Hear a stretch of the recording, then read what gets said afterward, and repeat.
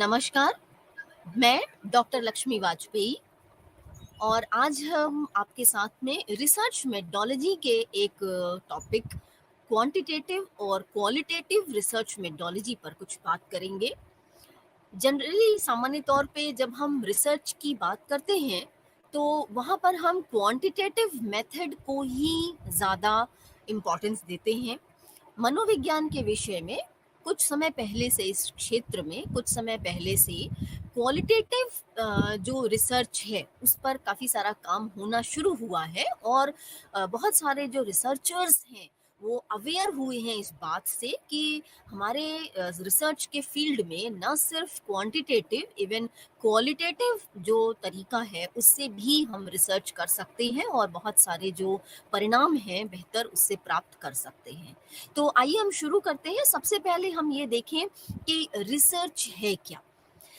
Research एक बहुत ही महत्वपूर्ण एस्पेक्ट है किसी भी सब्जेक्ट का। मैं चूंकि मनोविज्ञान क्षेत्र से हूँ इसलिए मैं मनोविज्ञान की बात कर रही हूँ, लेकिन किसी भी विषय में जब आप रिसर्च करते हैं तो वो एक बहुत इम्पॉर्टेंट एस्पेक्ट होता है।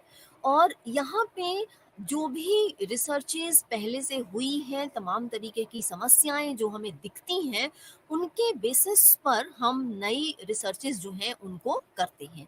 एंड सिंपल तरीके से, बहुत ही साधारण तरीके से अगर हम देखें तो जो ये रिसर्च शब्द है, ये जो है ये फ्रेंच वर्ड है, ये फ्रेंच का शब्द है और ये रेक्रोकी फ्रेंच वर्ड से लिया गया है, जिसका अगर हम इंग्लिश में अनुवाद करें तो हम पाएंगे कि इसको हम कहते हैं कि ये सर्वे करना या ट्रैवल थ्रू, यानी कि किसी भी चीज को लेकर उसमें यात्रा करना, किसी एक डेस्टिनेशन तक, गंतव्य तक पहुंचना या सर्वे करना।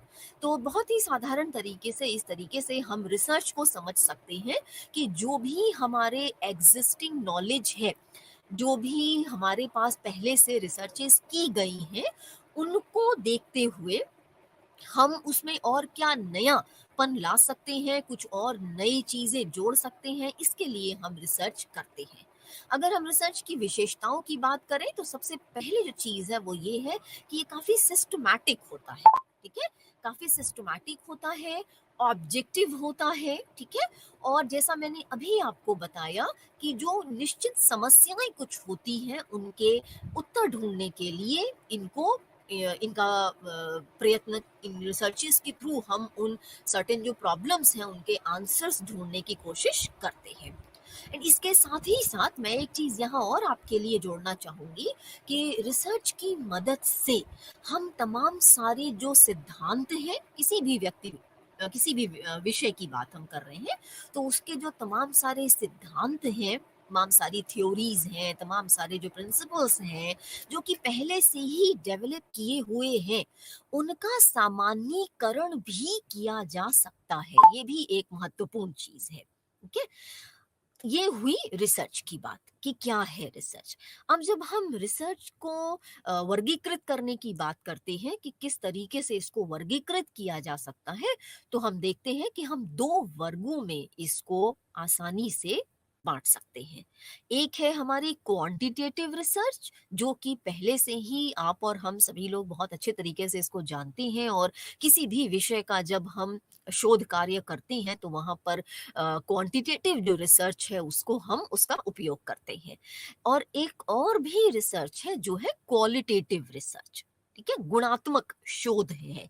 तो क्वांटिटेटिव और क्वालिटेटिव दो रिसर्च है। अब हम देखते हैं क्वांटिटेटिव रिसर्च को हम कैसे समझ सकते हैं।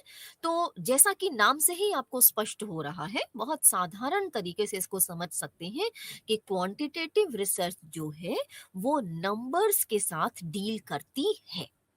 ये ध्यान रखना है, क्योंकि नाम से ही क्या है, देखिए, संख्यात्मक शोध है, मात्रात्मक शोध है, क्वांटिटेटिव रिसर्च है, तो इसको हम नंबर्स के साथ डील करते हैं। और मुख्य रूप से किसी भी रिसर्च में, किसी भी शोध में हम और आप ये जानते हैं कि हम रीजनिंग का प्रयोग करते हैं। तो ये जो क्वांटिटेटिव रिसर्च है हमारी, इसमें मुख्य रूप से हम डाइवर्जेंट रीजनिंग जो है उसका प्रयोग करते हैं। अब डाइवर्जेंट रीजनिंग को हम कैसे समझेंगे?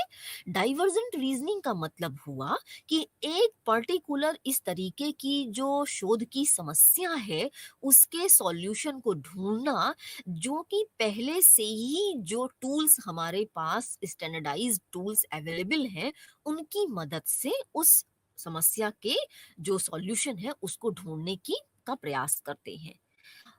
यहाँ पे हम क्रिएटिव आइडियाज, जो तमाम सारे सृजनात्मक विचार हमारे शोध में होते हैं, उनका प्रयोग यहाँ पर समस्या का समाधान ढूंढने के लिए नहीं किया जाता है।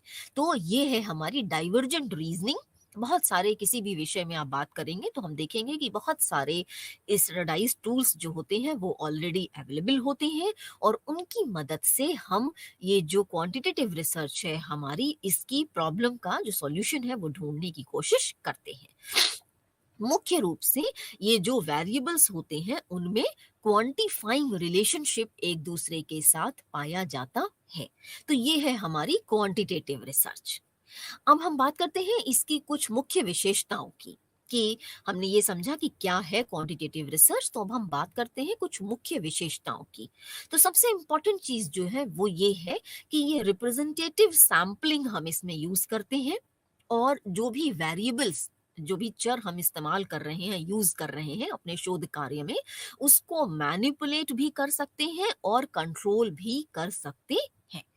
चूंकि रिसर्च का क्षेत्र है, रिसर्च के फील्ड की बात कर रहे हैं, तो आप सभी इस बात से, तथ्य से अवगत होंगे कि हम जब क्वांटिटेटिव रिसर्च करते हैं तो वहां पर हम जो वेरिएबल्स हमारे पास पाए जाते हैं, इंडिपेंडेंट वेरिएबल्स, डिपेंडेंट वेरिएबल्स, इनका मैनिपुलेशन और इनके कंट्रोल को का काम करते हैं। तो ये चीजें हम क्वांटिटेटिव रिसर्च में आराम से कर सकते हैं।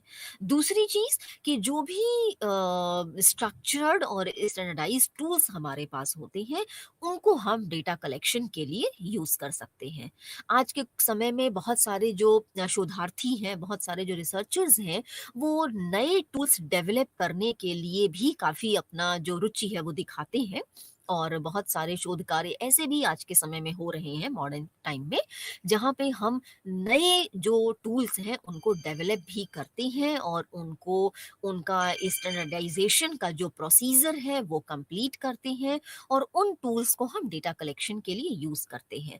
और बहुत सारे जो ऐसे रिसर्चर्स हैं जिनके पास जो टाइम कंस्ट्रेंट होता है, टाइम बाउंड होते हैं, इतना समय नहीं है टूल को नया डेवलप करने के लिए, तो वहां पर हम जो ऑलरेडी एग्जिस्टिंग टूल्स हैं हमारे पास स्टैंडर्डाइज्ड, उनका इस्तेमाल करते हैं डेटा कलेक्ट करने के लिए।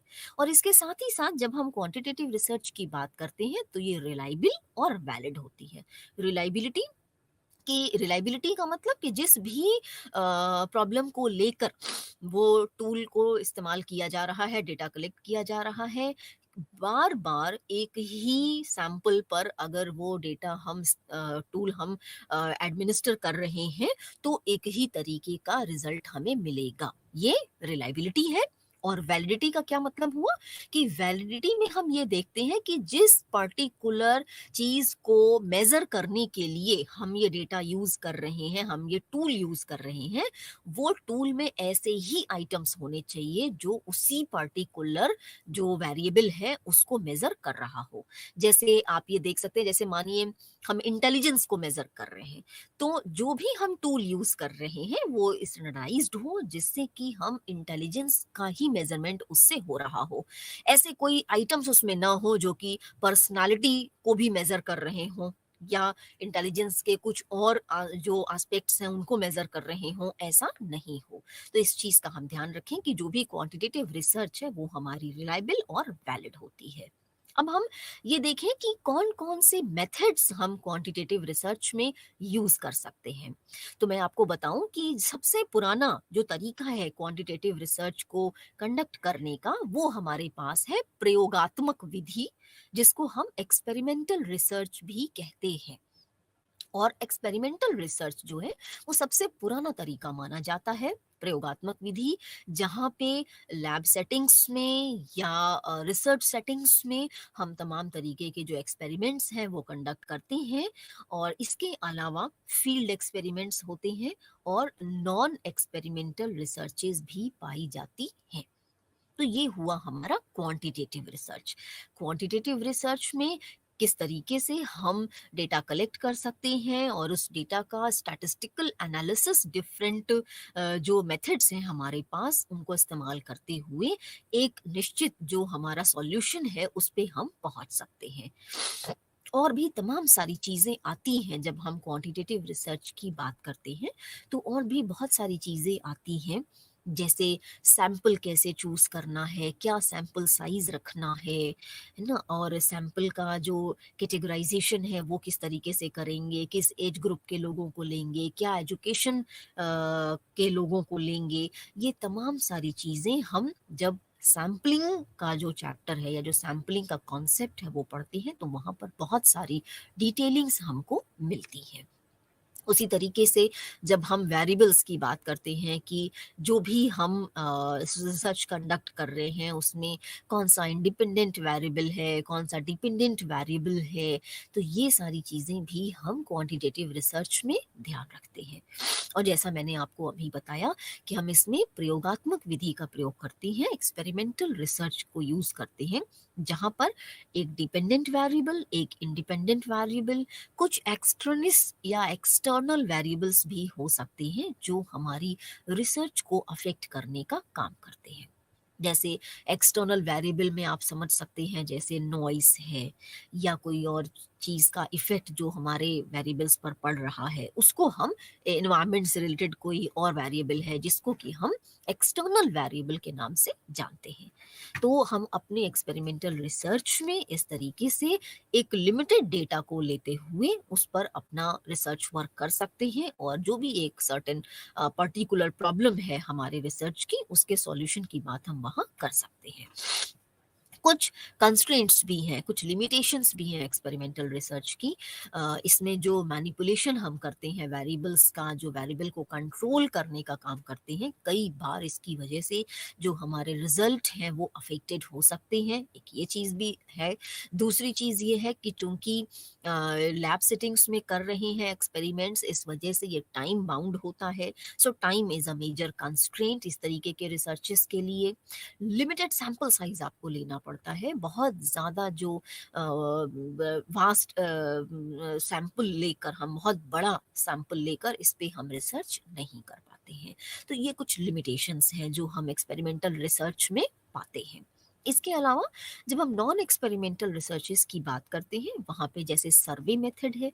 सर्वे मेथड में एक जो कंस्ट्रेंट है एक्सपेरिमेंटल रिसर्च का कि हम बड़े सैंपल साइज को नहीं ले सकते हैं, यहाँ पर वो कंस्ट्रेंट हमारा नहीं होता है। सर्वे रिसर्च में हम बड़े सैंपल्स को लेके उन पे सर्वेस कर सकते हैं कंडक्ट।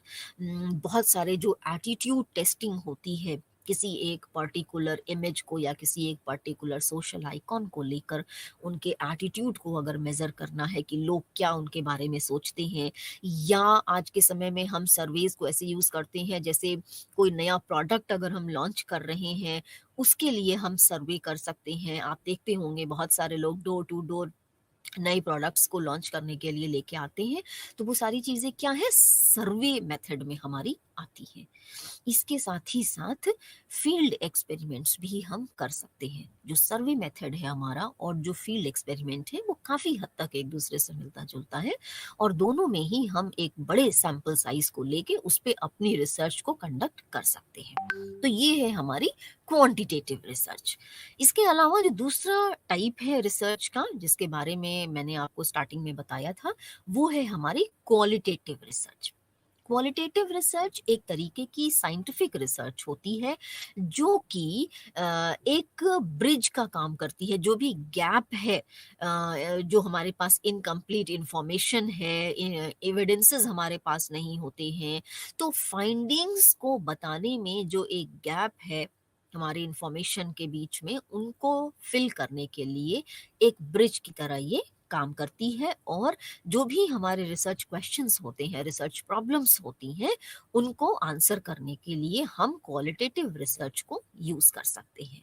ऐसा नहीं है कि सिर्फ क्वांटिटेटिव रिसर्च ही कर सकते हैं, क्वालिटेटिव रिसर्च को भी यूज़ कर सकते हैं। अब जब हम क्वालिटेटिव रिसर्च की बात यहाँ पे कर रहे हैं, तो हम ये देखेंगे कि काफ़ी वाइडली हम इसको यूज़ कर सकते हैं। कैसे? तमाम सारे जो बिहेवियर से रिलेटेड, जो तब के लोगों के व्यवहार से रिलेटेड जो इन्फॉर्मेशन होती है, उसको कलेक्ट करने के लिए, उसको अंडरस्टैंड करने के लिए हम इस तरीके की क्वालिटेटिव रिसर्च कर सकते हैं। लोगों की ओपिनियन को जानने के लिए आप देखिए तमाम सारे इलेक्शन के टाइम पे एग्जिट पोल्स और ये सारी चीज़ें होती हैं, क्या होती हैं? क्वालिटेटिव रिसर्चेज़ वहाँ पे हम कंडक्ट करते हैं। तो वैल्यूज़ से रिलेटेड तमाम सारी जो रिसर्चेज़ हैं और भी तमाम सारी जो किसी भी एक पर्टिकुलर कम्युनिटी, कल्चर या पॉपुलेशन की तमाम सारे जो सोशल एस्पेक्ट्स होते हैं, उनको उनकी रिसर्च में भी हम क्वालिटेटिव रिसर्च को यूज़ कर सकते हैं। तो इस तरीके से हम देखते हैं कि क्वालिटेटिव रिसर्च का भी काफ़ी वाइड स्कोप है हमारे लिए। अब हम इसकी अगर कैरेक्टरिस्टिक्स की बात करते हैं, तो हम देखते हैं कि जो इसमें डेटा कलेक्शन है और जो डेटा एनालिसिस है, वो हम साथ-साथ कर सकते हैं।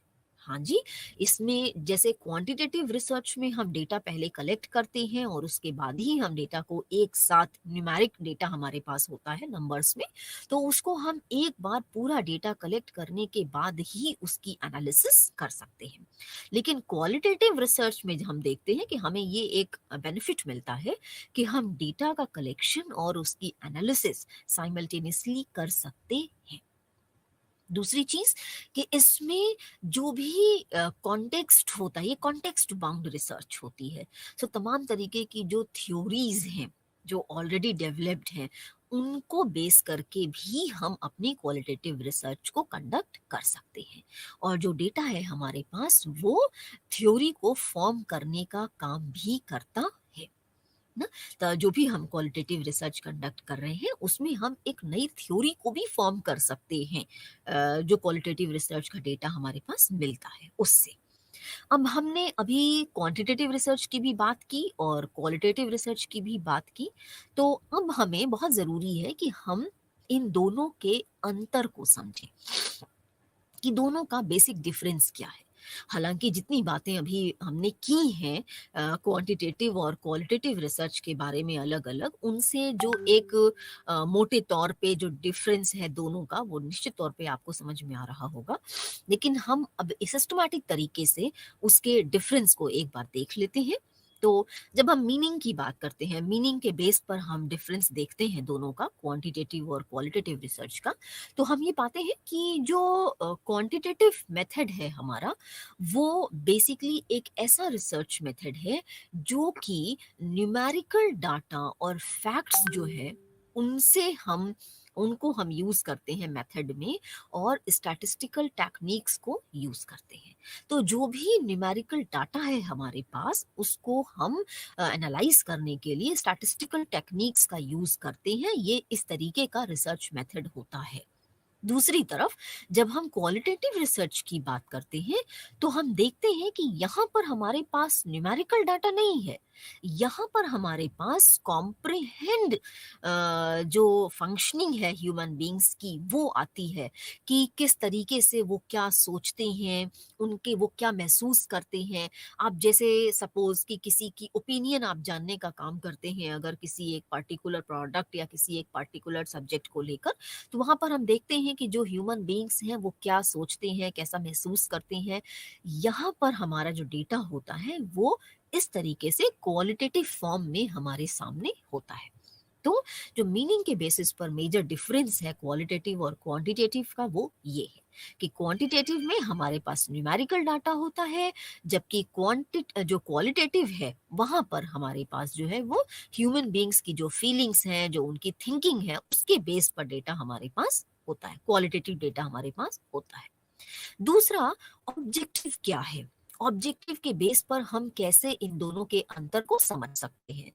तो जब हम ऑब्जेक्टिव की बात करते हैं क्वांटिटेटिव रिसर्च की, तो हम देखते हैं कि क्वांटिटेटिव रिसर्च में जो हमारा मेन ऑब्जेक्टिव है वो ये होता है कि हम अपने डाटा को क्वांटिफाई करें। जो भी डाटा हमने कलेक्ट किया हुआ है उसको हम क्वांटिफाई करें और हम जो भी रिजल्ट है उसको पॉपुलेशन जो हमने सैंपल साइज लिया हुआ है उस पर जनरलाइज कर सके। जैसे आप देखिए, एक पर्टिकुलर सैंपल साइज हम देते हैं, जैसे मानिए हमने 100 लोगों पे कोई रिसर्च कंडक्ट हम कर रहे हैं, ठीक है। तो अब वो 100 लोग जो है वो एक पर्टिकुलर एज ग्रुप के होंगे या एक पर्टिकुलर कुछ एक स्पेसिफिक एजुकेशन के होंगे, अर्बन है, रूरल है, ये तमाम सारी चीजें हम सैम्पलिंग में ध्यान रखते हैं।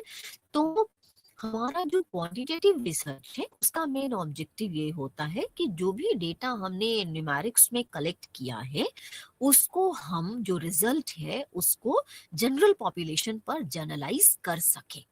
100 लोगों का जो रिजल्ट हमें मिला है उसको हम 1000 लोगों पे जर्नलाइज कर सकें, ये हमारा ऑब्जेक्टिव होता है। दूसरी तरफ जब हम क्वालिटेटिव रिसर्च के ऑब्जेक्टिव की बात करते हैं तो वहां पे हम देखते हैं कि चूंकि कोई न्यूमेरिकल्स यहाँ पर नहीं होते हैं, इस वजह से हम क्वालिटेटिव रिसर्च में ये ऑब्जेक्टिव लेके चलते हैं कि लोगों की सोच के आधार पर एक निष्कर्ष निकाल सके। किसी एक पर्टिकुलर विषय को लेके, किसी एक पर्टिकुलर प्रोडक्ट को लेके लोगों की क्या राय है, लोगों की क्या सोच है, उसके आधार पर हम एक निष्कर्ष निकाल सके। ये हमारा क्वालिटेटिव रिसर्च का ऑब्जेक्टिव होता है। अब नेचर के बेसिस पर अगर हम देखते हैं तो हम देखते हैं कि जब हम क्वांटिटेटिव रिसर्च की बात करते हैं तो यहाँ पर डिडक्टिव रीजनिंग यूज करते हैं, यानी कि कन्वर्जेंट रीजनिंग यूज करते हैं। ठीक है, जबकि जब हम क्वालिटेटिव रिसर्च की बात करते हैं तो हम देखते हैं कि क्वालिटेटिव रिसर्च में हम इंडक्टिव रीजनिंग यूज करते हैं। अब ये क्या है, डिडक्टिव रीजनिंग को कैसे समझ सकते हैं, इंडक्टिव रीजनिंग को कैसे समझ सकते हैं? तो पहले आप देखिए डिडक्टिव रीजनिंग क्या है। जब हम क्वांटिटेटिव रिसर्च करते हैं तो वहां पे हम सिंपल से डिफिकल्ट की तरफ बढ़ते हैं, जो जर्नलाइजेशन है वो हम करते हैं। तो सैंपल का जर्नलाइजेशन हम कर रहे हैं, यानी कि हम प्रॉब्लम से जर्नलाइजेशन की तरफ बढ़ते हैं।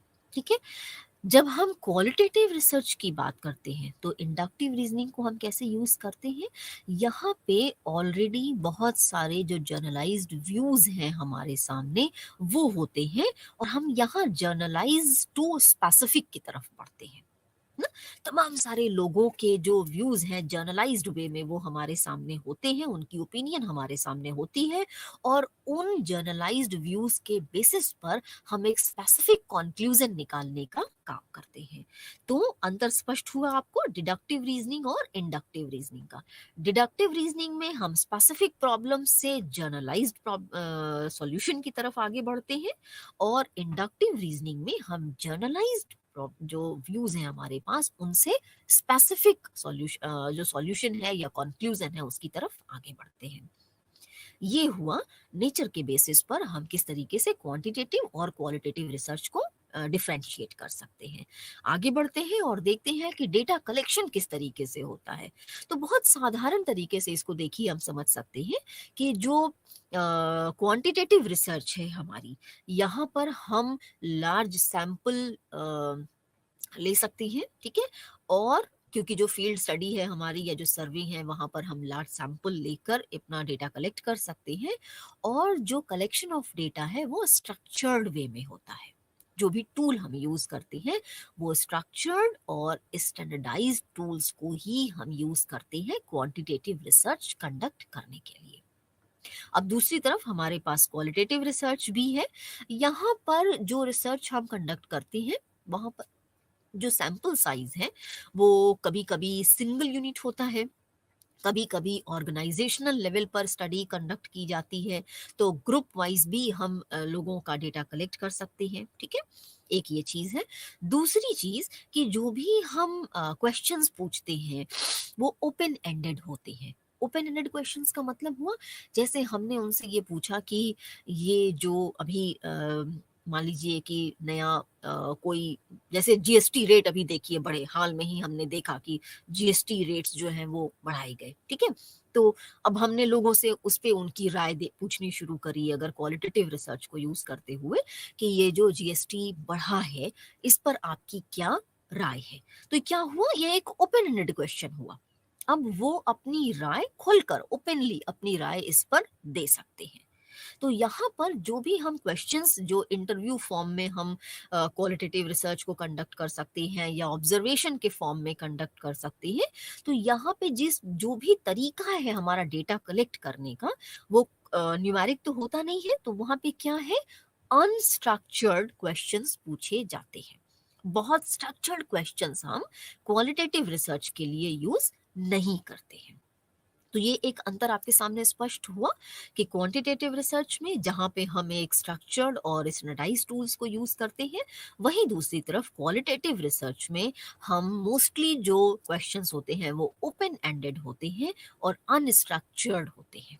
ठीक है, जिससे सामने वाले को खुलकर अपनी बात कहने का पूरा मौका मिलता है, और ये काफी पॉजिटिव एलिमेंट है, काफी पॉजिटिव एस्पेक्ट है हमारी क्वालिटेटिव रिसर्च का। दूसरी तरफ एनालिसिस किस तरीके से करते हैं डेटा की, ये एक काफ़ी महत्वपूर्ण बात है समझने के लिए, क्योंकि देखिए क्वांटिटेटिव डेटा जो है हमारे पास, वहाँ पे तो हम स्टैटिस्टिकल टेक्निक्स यूज़ करते हैं। हमारे पास न्यूमेरिकल डेटा है, तो हम उस डेटा को mean, median, mode, ANOVA, regression, तमाम तरीके की जो स्टैटिस्टिकल टेक्निक्स हैं हमारे पास, काई स्क्वायर एंड रिलेशनशिप के लिए हम तमाम तरीके के जो कोरिलेशन मेथड्स यूज़ करते हैं, उनको हम स्टैटिस्टिकल टेक्निक्स के थ्रू उस डेटा को एनालाइज कर सकते हैं। लेकिन जो क्वालिटेटिव रिसर्च है हमारी, जहां पर न्यूमेरिक फॉर्म में हमारे पास डेटा नहीं है, वहां पे तो हम कोई स्टैटिस्टिकल टेक्निक्स यूज नहीं कर पाएंगे, एंड एक्चुअली वो स्टैटिस्टिकल टेक्निक्स रिक्वायर्ड भी नहीं होती है। ठीक है, तो यहाँ पर हम कैसे डेटा यूज करेंगे? यहाँ पे हम एक स्पेसिफिक तरीके से डेटा को एनालाइज करते हैं, जिसको हम कहते हैं कंटेंट एनालिसिस। जो कंटेंट है हमारा, उसका जो थीम है, उस पे बेस करके हम कंटेंट एनालिसिस करते हैं, और उसके बेस पर फिर हम एक स्पेसिफिक कंक्लूजन वहां पर देने का काम करते हैं। तो इस तरीके से हमने देखा कि क्वांटिटेटिव रिसर्च और क्वालिटेटिव रिसर्च को डिफरेंट डिफरेंट एस्पेक्ट्स पे हम किस तरीके से उनका अंतर, उनको डिफरेंशिएट कर सकते हैं। अब क्वालिटेटिव रिसर्च में आगे बढ़ते हैं और देखते हैं कि क्वालिटेटिव रिसर्च में, जैसा आपको बताया कि हम रिसर्च तो कंडक्ट कर सकते हैं और क्वालिटेटिव रिसर्च के बेसिस पर हम तमाम तरीके से डेटा कलेक्ट कर सकते हैं, लेकिन ऐसा नहीं है कि यहाँ पर कुछ स्पेसिफिक मेथड्स हमें नहीं मिलते हैं। यहाँ पर भी कुछ स्पेसिफिक मेथड्स हैं हमारे पास, जिनको हम क्वालिटेटिव रिसर्च के लिए यूज कर सकते हैं। जैसे एक का नाम मैंने अभी लिया, कंटेंट एनालिसिस। ठीक है, उसी तरीके से केस स्टडी, और केस स्टडी काफी प्रचलित मेथड है क्वालिटेटिव एनालिसिस का। हम केस स्टडी के थ्रू क्वालिटेटिव रिसर्च को कंडक्ट करने का काम कर सकते हैं। एथनोग्राफी, एथनोग्राफी एक दूसरा मेथड है जिसमें डिफरेंट डिफरेंट थ्योरीज के थ्रू, उनके बेसिस पर हम क्वालिटेटिव रिसर्च को कंडक्ट करने का काम करते हैं। केस स्टडीज के थ्रू, एथनोग्राफी के थ्रू, ग्राउंडेड थ्योरी के थ्रू। ग्राउंडेड थ्योरी कुछ पार्टिकुलर थ्योरीज हैं जिनके बेस पर हम क्वालिटेटिव रिसर्च को कंडक्ट करने का काम कर सकते हैं। इसके अलावा फोकस ग्रुप, क्या फोकस ग्रुप है हमारा, ये भी एक तरीका है जिससे हम क्वालिटेटिव रिसर्च को कंडक्ट कर सकते हैं। और ये फोकस ग्रुप मेनली हम ऐसे देख सकते हैं कि जो भी हम प्रॉब्लम हमने चूज की है, जो भी हमारी प्रॉब्लम है, उस प्रॉब्लम को हम किस ग्रुप पर फोकस कर सकते हैं, वो प्रॉब्लम का सॉल्यूशन के लिए हम किन पार्टिकुलर लोगों से बातचीत कर सकते हैं, तो वो हमारा फोकस ग्रुप होता है, और उसके थ्रू हम क्वालिटेटिव रिसर्च को कंडक्ट कर सकते हैं।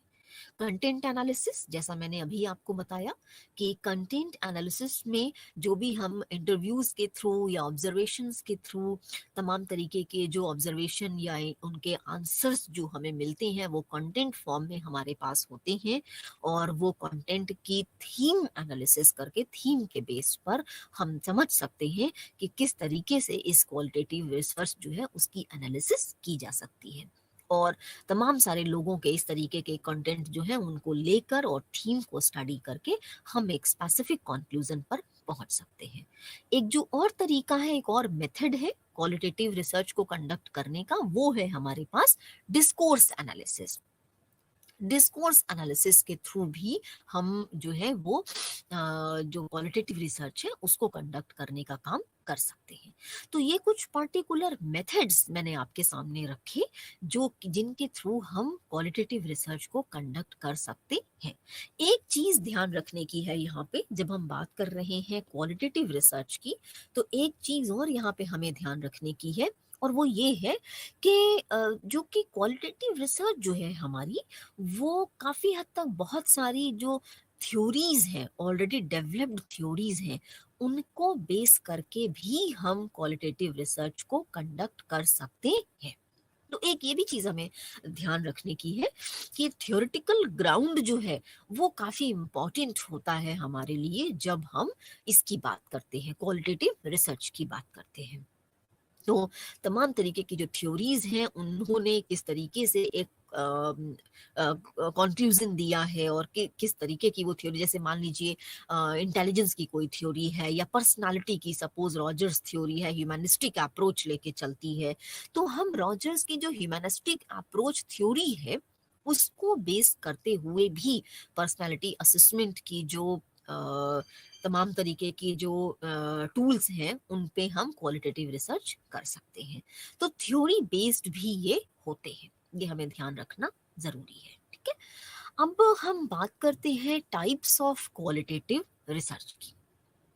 जैसे हमने क्वांटिटेटिव रिसर्च के टाइप्स की बात की, उसी तरीके से हमारे पास अब आते हैं हमारे सामने क्वालिटेटिव रिसर्च के टाइप्स। जैसा मैंने आपको बताया, जैसे ऑब्जर्वेशन एक तरीका है, ऑब्जर्वेशन एक तरीका है जिसके थ्रू हम क्वालिटेटिव रिसर्च करते हैं, तो ये एक टाइप है हमारा क्वालिटेटिव रिसर्च का। जैसे दूसरा तरीका है इंटरव्यू कर सकते हैं आप, अगर क्वालिटेटिव रिसर्च करनी है तो इंटरव्यू में आप एक पर्टिकुलर पर्सन का इंटरव्यू कर सकते हैं या ग्रुप में लोगों का इंटरव्यू कर सकते हैं।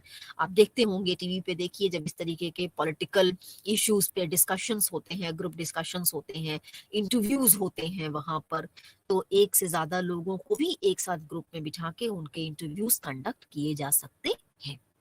आजकल ई इंटरव्यू भी ट्रेंड में है ना। हम टेलीफोनिक इंटरव्यू कर सकते हैं या हम ऑनलाइन इंटरव्यूज कंडक्ट कर सकते हैं। सो तमाम तरीके के इंटरव्यूज भी हैं।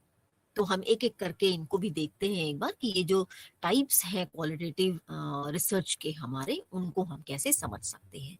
तो पहला हमारा जो सबसे पॉपुलर तरीका है क्वालिटेटिव रिसर्च का, वो है ऑब्जर्वेशन। ऑब्जर्वेशन एक बहुत ही पुराना तरीका है क्वालिटेटिव रिसर्च का। आप देखिए, एक छोटा बच्चा भी जो होता है वो अपने एडल्ट्स के या जो बड़े लोग घर में हैं, लर्ली पीपल के बिहेवियर को कितना कीनली ऑब्जर्व करता है और तमाम सारी लर्निंग करता है। तो हम ये समझते हैं, हम ये देख सकते हैं कि लर्निंग के लिए ऑब्जर्वेशन एक बहुत ही इम्पॉर्टेंट टूल है। और हम जो क्वालिटेटिव रिसर्च कंडक्ट करने की बात कर रहे हैं, सो हम तमाम तरीके की जो क्वालिटेटिव रिसर्चेज हैं उनमें ऑब्जर्वेशन को के बेसिस पर भी वो कर सकते हैं। और जैसा मैंने अभी आपको बताया कि हम ऐसा नहीं है कि सिर्फ एक छोटे बच्चे की बात मैं कर रही हूँ, हम सभी लोग, हमसे कहा जाता है ना ऑब्जर्वेंट होने की जरूरत है। आप जिस सराउंडिंग में हैं वहाँ आसपास क्या हो रहा है वहाँ हमें पता होना चाहिए। तो हम लोगों को, इवेंट्स को, जो तमाम तरीके के फिनोमेनाज हैं, एस्पेक्ट्स हैं, उनको इंटरप्रेट करने के लिए उनको पहले क्या करते हैं, ऑब्जर्व करते हैं, और फिर हम उनके बारे में अपना जो इंटरप्रिटेशन है वो दे सकते हैं। ठीक है, सो इसलिए ऑब्जर्वेशन जो है उसको हम काफी एक पुराना जो तरीका है क्वालिटेटिव मेथड का, उसके फॉर्म में यूज कर सकते हैं।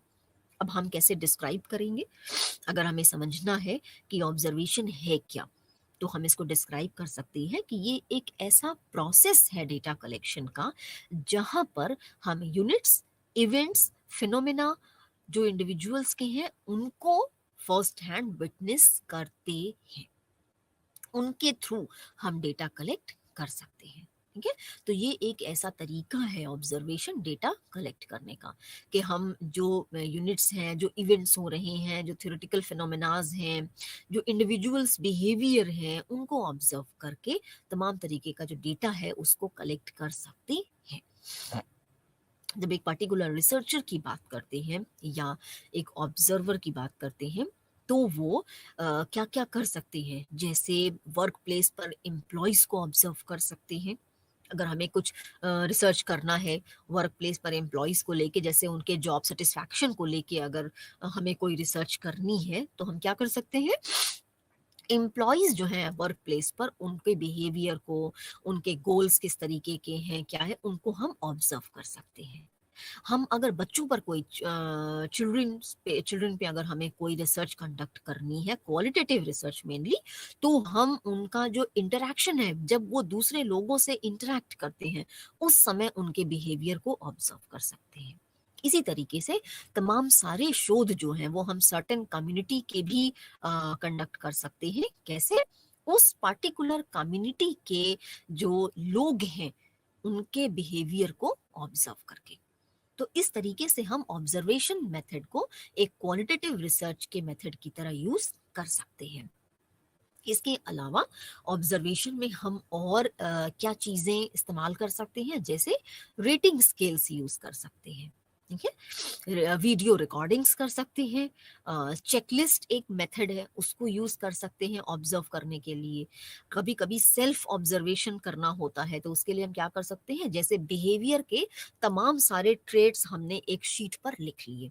ठीक है, जो भी तमाम तरीके के बिहेवियरल ट्रेट्स हैं वो हमने एक चेकलिस्ट बना ली। वो हमने सपोज हमने, आप मानिए कि 20 ट्रेट्स हमने एक पेज पर लिख लिए। अब हम अपने आप से भी देख सकते हैं कि वो जो 20 बिहेवियरल ट्रेट्स हैं उनमें से कौन कौन से ऐसे ट्रेट्स हैं जो हम में पाए जा रहे हैं, हमारे बिहेवियर में हैं, उनको हम टिक मार्क करते चले जाते हैं। तो क्या हो गया, ये एक चेकलिस्ट मेथड है जिसके थ्रू हम अपना खुद का बिहेवियर भी जो है वो ऑब्जर्व कर सकते हैं। तो इस तरीके से चेकलिस्ट मेथड्स के थ्रू, रिकॉर्डिंग्स के थ्रू, हम जो है वो रेटिंग स्किल्स के थ्रू हम जो है वो दूसरे लोगों का जो बिहेवियर है वो भी ऑब्जर्व कर सकते हैं और सेल्फ ऑब्जर्वेशन भी कर सकते हैं, अपने को भी ऑब्जर्व कर सकते हैं। अब टाइप्स ऑफ ऑब्जर्वेशन की बात करते हैं कि कितने तरीके के ऑब्जर्वेशन हो सकते हैं। तो जो एक ब्रॉडली जो हम कैटेगराइजेशन कर सकते हैं ऑब्जर्वेशन का, वो है, देखिए, स्ट्रक्चर्ड ऑब्जर्वेशन हो सकता है और अनस्ट्रक्चर्ड ऑब्जर्वेशन हो सकता है। स्ट्रक्चर्ड ऑब्जर्वेशन क्या होगा, जहां पे जैसे चेकलिस्ट मेथड हमने यूज किया, तो ये क्या है, स्ट्रक्चर्ड ऑब्जर्वेशन है। हमने पहले से ही 20 ट्रेड्स लिख लिए हैं। अब उन 20 ट्रेड्स में से ही हमें ये ऑब्जर्व करना है कि कौन कौन से ट्रेड्स पर्टिकुलर पर्सन में अवेलेबल हैं। तो ये हमारा स्ट्रक्चर्ड ऑब्जर्वेशन की कैटेगरी में आता है। कुछ अनस्ट्रक्चर्ड ऑब्जर्वेशन भी होते हैं, जैसे जैसे आप बच्चों को दूसरों से इंटरेक्ट करते समय या कोई टास्क आपने उनको दिया है, उस समय उनके बिहेवियर को, उनके तरीके को ऑब्जर्व कर रहे हैं, तो ये क्या है, अनस्ट्रक्चर्ड ऑब्जर्वेशन है। लोगों से मिलते जुलते समय वो किस तरीके से बिहेव कर रहे हैं, कैसे बात कर रहे हैं, यहाँ पे हम कोई बहुत स्ट्रक्चर्ड वे में चीजें हमें नहीं मिलती हैं, तो ये हमारा अनस्ट्रक्चर्ड ऑब्जर्वेशन कहा जाता है। ठीक है, एक और तरीके से भी हम ऑब्जर्वेशन को बांट सकते हैं दो भाग में। कैसे? एक है हमारा पार्टिसिपेंट ऑब्जर्वेशन और एक है हमारा नॉन पार्टिसिपेंट ऑब्जर्वेशन। तो जो पार्टिसिपेंट ऑब्जर्वेशन है हमारा, वहां पे हम देखते हैं कि लोग जब पार्टिसिपेट करते हैं ऑब्जर्वेशन में, लोगों को पता होता है कि उनके बिहेवियर को ऑब्जर्व किया जा रहा है। ठीक है ना, तो ये हमारा पार्टिसिपेंट ऑब्जर्वेशन हुआ। दूसरा हुआ हमारा नॉन पार्टिसिपेंट ऑब्जर्वेशन, जहां पर लोगों का जो बिहेवियर है उसको ऑब्जर्व नहीं किया, मतलब लोगों के बिहेवियर को हम ऑब्जर्व तो कर रहे हैं लेकिन उन्हें पता नहीं है, दे आर नॉट पार्टिसिपेटिंग। ठीक है, तो this is called non participant observation. तो इस तरीके से हम देखते हैं कि हम ऑब्जर्वेशन मेथड को 4 टाइप्स में डिवाइड कर सकते हैं: structured observation, unstructured observation, participant observation and non participant observation. ठीक है, तो ये हुई इतनी हमारी ऑब्जर्वेशन की बात, ये इतनी बात आपसे की हमने। दूसरा एक और बहुत इंपॉर्टेंट टाइप है क्वालिटेटिव रिसर्च का, जिसकी मैंने बात आपसे की थी, और वो है इंटरव्यू। तो अगर हम क्वालिटेटिव रिसर्च की बात कर रहे हैं, उनके टाइप्स की बात कर रहे हैं और हम अगर इंटरव्यू की बात नहीं करेंगे, तो ये न्याय नहीं होगा, ठीक है? तो अब हम इंटरव्यू की बात करेंगे कि इंटरव्यू भी ऑब्जर्वेशन के ही तरह से एक काफ़ी पुराना तरीका है, जहाँ पे हम डायरेक्ट या इनडायरेक्ट तरीकों से लोगों के जो व्यूज़ हैं, उनको जानने का काम करते हैं। और ये बहुत कॉमनली यूज्ड मेथड है डेटा कलेक्शन का। जब हम क्वालिटेटिव रिसर्च की बात करते हैं, तो ये काफ़ी कॉमनली यूज्ड मेथड है डेटा कलेक्शन का, जिसमें हम डायरेक्ट इंटरव्यूज़ या इनडायरेक्ट इंटरव्यूज़ के थ्रू लोगों का डेटा, लोगों की जो ओपिनियन है, उनके व्यूज़ हैं, उनकी थिंकिंग है, वो जानने का काम करते हैं और क्वालिटेटिव डेटा कलेक्ट करने का काम कर सकते हैं। इसके अलावा इसमें वन वे डेटा भी कलेक्ट किया जा सकता है। जैसे कि लोगों से हम क्वेश्चन पूछते हैं, ठीक है? और डायरेक्ट उनसे डेटा कलेक्ट कर सकते हैं। हमने सपोज़ कोई इंटरव्यू एक पर्सन के साथ में रखा और जो भी क्वेश्चन हम उनसे पूछ रहे हैं, वहाँ पे हम उनसे आंसर हमें मिलते चले जाते हैं। तो ये वन वे मेथड है हमारा डेटा कलेक्ट करने का। इसके अलावा डिफरेंट डिफरेंट तो प्रोजेक्टिव टेक्निक्स होती हैं, उनके थ्रू भी हम डेटा कलेक्ट करते हैं और वहाँ पे भी हम इंटरव्यू मेथड यूज़ कर सकते हैं। जैसे आप रोशार्क इंक ब्लॉट टेस्ट को देखिए। रोशार्क इंक ब्लॉट सीरीज जो है, उसमें हम इंटरव्यू के थ्रू भी, वो एक प्रोजेक्टिव टेक्निक है हमारी पर्सनालिटी को असेस करने की, और यहाँ पर हम इंटरव्यू के थ्रू भी सामने वाले की जो पर्सनालिटी है उसके बारे में जानने के लिए डेटा कलेक्ट करते हैं। वो हम उनको जो इंक ब्लॉट्स हैं वो दिखाते हैं और उस पे उनके व्यूज जानने का काम करते हैं। तो ये भी क्या है, एक तरीके का इंटरव्यू है, जिसमें हम उनकी पर्सनालिटी के बारे में जो इंफॉर्मेशन है वो डेटा फॉर्म में कलेक्ट करने का काम करते हैं। तो इस तरीके से इंटरव्यू जो है ये काफ़ी पॉपुलर तरीका है क्वालिटेटिव रिसर्च में डेटा को कलेक्ट करने के लिए।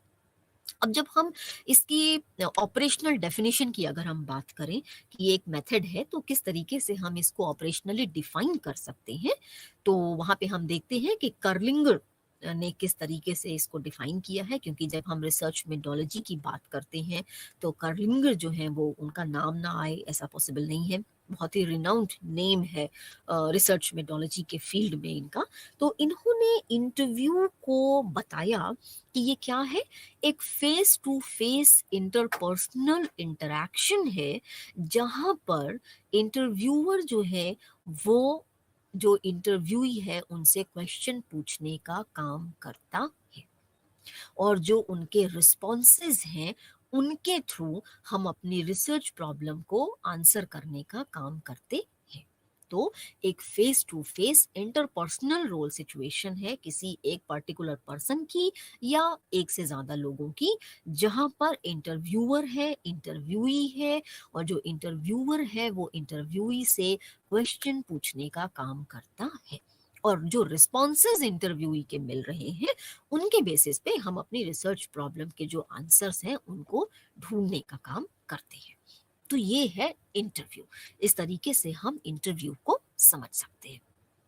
अब टाइप्स ऑफ इंटरव्यू की बात जब हम करते हैं तो हम देखते हैं कि टाइप्स ऑफ इंटरव्यू में भी हम जो क्वेश्चंस जिस तरीके के पूछते हैं उसके बेस पे हम ये देख सकते हैं कि इंटरव्यू का टाइप क्या है।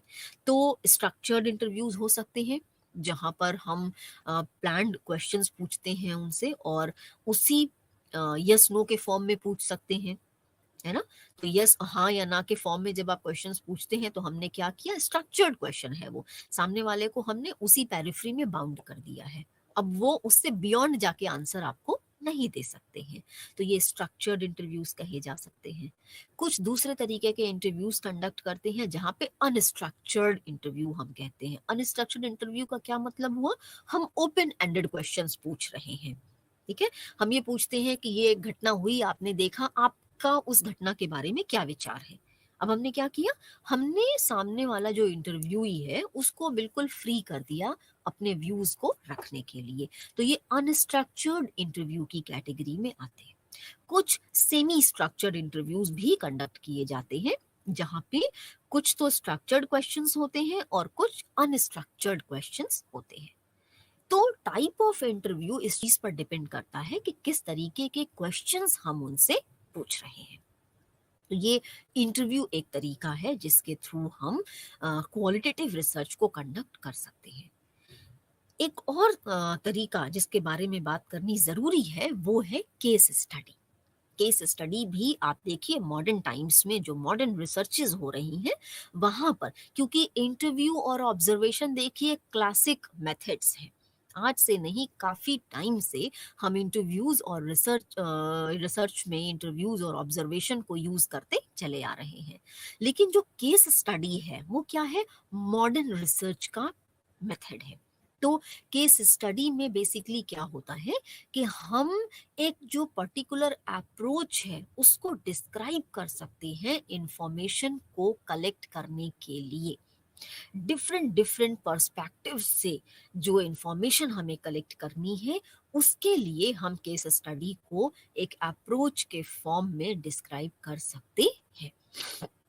और बेसिकली जो केस स्टडी है वो हमें किसी भी एक पर्टिकुलर यूनिट, किसी एक पर्टिकुलर इवेंट या किसी एक इंडिविजुअल के बारे में जो इन डेप्थ इंफॉर्मेशन है वो कलेक्ट करने में हेल्प करती है। और केस स्टडी ऐसा नहीं है कि हम सिर्फ इंडिविजुअल्स के लिए यही यूज कर सकते हैं, इस्तेमाल कर सकते हैं। इवन हम ऑर्गेनाइजेशनल लेवल पर, इंस्टीट्यूशनल लेवल पर भी केस स्टडीज को कंडक्ट कर सकते हैं। और एक बात ये है कि तमाम जो मेथड्स हैं डेटा कलेक्शन के केस स्टडी में भी, जैसे इंटरव्यू है, ऑब्जर्वेशन है, इसको भी हम केस स्टडी में इंफॉर्मेशन को कलेक्ट करने के लिए यूज कर सकते हैं। ठीक है। और जब हम साइकोलॉजी की बात करते, साइकोलॉजी में जब हम केस स्टडी को देखते हैं तो वहां पे डिफरेंट क्लिनिकल सेटअप्स में भी रिसर्चेस कंडक्ट करने के लिए हम केस स्टडी को यूज कर सकते हैं। तो बेसिकली जो केस स्टडी है वो एक्सप्लोरेटरी रिसर्च जो है हमारी उसका पार्ट है, उसका एक टाइप है। वहां पे हम एक्सप्लोरेटरी रिसर्च कंडक्ट कर सकते हैं और डिफरेंट यूनिट्स के थ्रू डेटा कलेक्ट करने का काम कर सकते हैं। और एक केस स्टडी जो है वो, जैसा मैंने आपको अभी बताया, कि डायरेक्ट अप्रोच के फॉर्म में भी ये काम कर सकती है। It can be termed as a direct approach.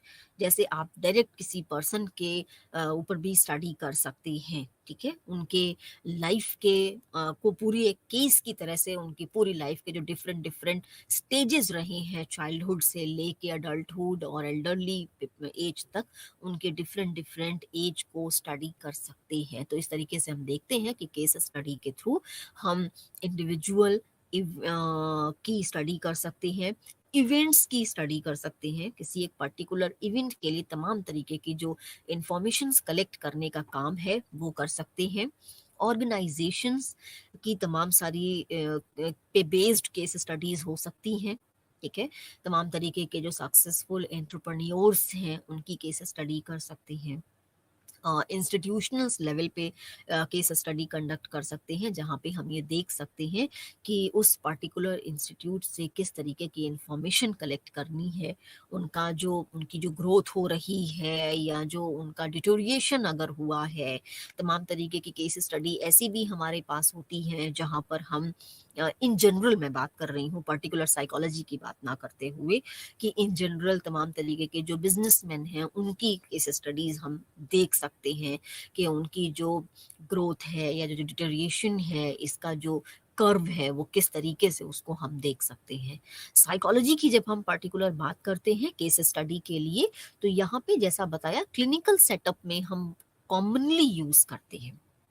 जो इंडस्ट्रियल साइकोलॉजी है हमारी, वहाँ पर भी हम केस स्टडीज को कंडक्ट कर सकते हैं। एम्प्लॉयज़ के जॉब सेटिस्फैक्शन को स्टडी करने के लिए, उनके जो ऑर्गेनाइजेशनल कल्चर है उसको अंडरस्टैंड करने के लिए, उनकी जो लीडरशिप क्वालिटीज़ हैं उनको स्टडी करने के लिए, इस तरीके की केस स्टडीज़ हम कंडक्ट कर सकते हैं। और क्लिनिकल सेटअप में भी हम कॉमनली यूज़ करते हैं रिसर्चेस को कंडक्ट करने के लिए केस स्टडी मेथड जो है, इसको हम यूज कर सकते हैं।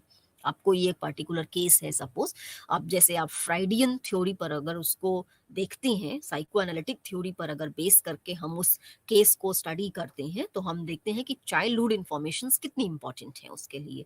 तो हम वो फिर चाइल्डहुड इंफॉर्मेशंस को कलेक्ट करते हैं और हम ये देखते हैं कि जो चाइल्डहुड एक्सपीरियंसेस हैं पर्सन के, वो प्रेजेंट टाइम को उनके, या उनकी प्रेजेंट टाइम उनकी पर्सनालिटी को, उनके बिहेवियर को, उनके थॉट प्रोसेस को किस तरीके से अफेक्ट कर रहे हैं। बहुत सारे ऐसे जो चाइल्डहुड एक्सपीरियंसेस होते हैं वो हमारे अनकॉन्शियस माइंड में होते हैं और हमारे एडल्टहुड होने पर, अडल्ट होने पर, या मिडिल एज में, या एल्डरली एज में हमारे बिहेवियर को अफेक्ट करने का काम करते हैं। और कई बार हम नहीं समझ पाते हैं कि ये कोई चाइल्डहुड एक्सपीरियंस है जो हमारे आज के बिहेवियर को अफेक्ट कर रहा है। तो केस स्टडी के थ्रू हम इस तरीके के जो केसेस हैं उनको भी प्रॉपरली स्टडी कर सकते हैं। तो इस तरीके से हमने देखा कि हम किस तरीके से रिसर्च में न सिर्फ क्वांटिटेटिव मेथड को यूज करते हुए, इवन क्वालिटेटिव रिसर्च मेथड को यूज करते हुए तमाम तरीके की जो इन डेप्थ इंफॉर्मेशन है वो कलेक्ट कर सकते हैं और उस इंफॉर्मेशन के बेसिस पर अपनी रिसर्च को कर सकते हैं। कई बार एक जो मेजर और कॉन्स्ट्रेंट एज अ रिसर्चर जो मुझे समझ में आता है अपने पर्सनल एक्सपीरियंस जो है रिसर्च का, उसके बेसिस पर वो मैं आपके साथ शेयर करती हूँ कि कई बार ऐसा होता है कि क्वांटिटेटिव रिसर्च में हमारी जो रिसर्च है वो एक पर्टिकुलर पेरिफ्री में रिस्ट्रिक्ट हो जाती है। तो बहुत सारा जो रिजल्ट है हमारा वो एक रिस्ट्रिक्टेड पेरिफ्री का रिजल्ट हमें मिलता है। ठीक है, हमने लोगों की जो सोच है, जो उनकी फीलिंग है, उसको रिस्ट्रिक्ट कर दिया। स्ट्रक्चर्ड या स्टैंडर्डाइज टूल्स के थ्रू ही हम उनसे डेटा कलेक्ट कर रहे हैं। उसके बियॉन्ड उनकी क्या थिंकिंग है, उसके बियॉन्ड उनकी क्या फीलिंग है, वो हम नहीं जान पाते हैं। इसका एक बहुत बड़ा एडवांटेज जो है वो हमें क्वालिटेटिव रिसर्च में मिलता है। इसीलिए आज के समय में आप देखिए, जो भी जो क्रॉनिक पेशेंट्स हैं उन पे तमाम तरीके की जो रिसर्चेस कंडक्ट की जाती है। कैंसर पेशेंट्स को लेके आज के टाइम में बहुत सारी रिसर्चेस कंडक्ट की जा रही हैं। मैंने खुद कई सारे प्रोजेक्ट जो हैं वो कैंसर पेशेंट्स को लेकर किए हैं, काफ़ी पास से देखा है। तो हमने देखा है कि वहाँ पे आप क्वांटिटेटिव रिसर्च को यूज़ करके एक अच्छा रिजल्ट नहीं मिल सकता है। उनकी क्या क्वालिटी ऑफ लाइफ कैसे उनकी डिटोरिएट हो रही है, उनका फ्यूचरिस्टिक अप्रोच कैसे डिटोरिएट हो रहा है, ये सारी चीज़ें हम क्वालिटेटिव रिसर्च के थ्रू ज़्यादा बेहतर तरीके से एक रिजल्ट पा सकते हैं। ये भी हो सकता है कि हम जो देखना चाह रहे हैं उससे अलग भी हमें कुछ नई चीज़ क्वालिटेटिव रिसर्च में निकल के आए। तो आज के इस लेक्चर में हमने रिसर्च के जो दो तरीके हैं, क्वालिटेटिव और क्वांटिटेटिव रिसर्च, उनको जानने की कोशिश की है, उन पर बात की है और तमाम तरीके की जो जानकारी मेरे पास थी वो मैंने आपके साथ शेयर की है।